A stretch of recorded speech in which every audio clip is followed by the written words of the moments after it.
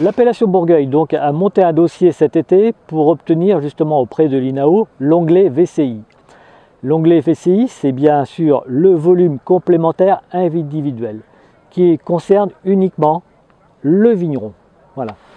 Rien n'oblige le vigneron à déclarer le VCI, à mettre en route un VCI s'il n'a pas le volume dans sa cave. Voilà.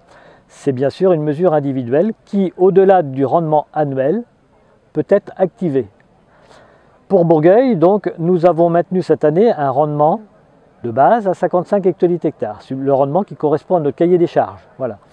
Si l'année est généreuse, si on constate certaines exploitations qui sont à 57, 58, on pourra mettre en place une demande de VCI pour l'appellation Bourgueil. Voilà. Mais avant cela, il faut aussi s'assurer qu'il y ait suffisamment de vignerons. Voilà.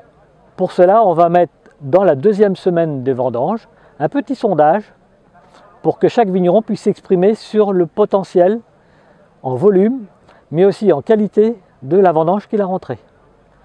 Il serait aberrant de demander un VCI sur un petit millésime qualitatif.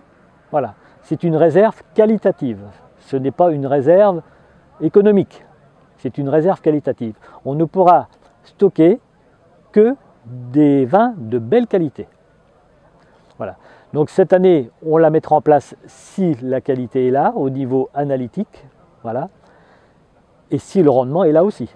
Le VCI, c'est une demande individuelle, voilà, qui doit être gérée justement par l'ODG, par le syndicat des vins. Pour cela, il faut avoir un syndicat des vins structuré, avec un logiciel qui puisse gérer ce VCI, mais également du personnel qui puisse l'abonder. Voilà. Aujourd'hui, à l'appellation Bourgueil, nous avons acquis un logiciel InnovODG qui gère déjà l'ensemble de nos apporteurs, de nos vignerons, par la déclaration de récolte, par les volumes produits. Voilà. Il a fallu juste, pour mettre en place ce VCI, racheter l'onglet complémentaire à ce logiciel. Voilà.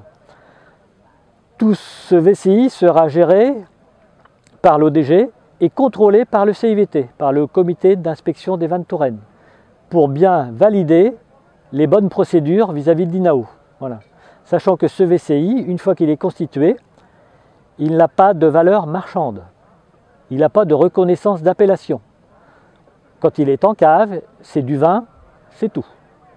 Ce n'est pas du vin de Bourgueil, c'est que du vin sans valorisation.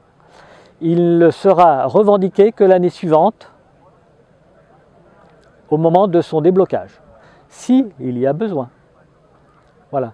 Systématiquement, le millésime N, qui l'année suivante passera en N-1 et sera débloqué. Ou sera détruit si le millésime suivant est encore meilleur.